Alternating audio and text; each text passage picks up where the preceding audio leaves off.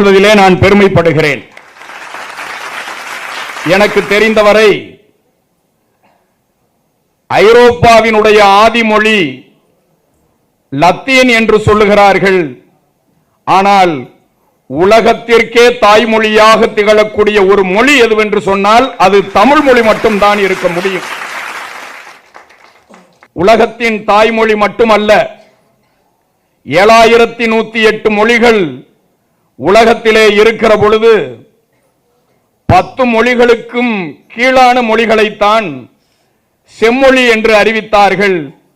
அந்த செம்மொழியில தலைமை தாங்குகிற தாங்கரும் தவப்பயன் உடையது நமது அன்னை தமிழ் மொழிதான் என்பதனை உலக நாடுகள் ஏற்றுக்கொண்டிருக்கின்றன.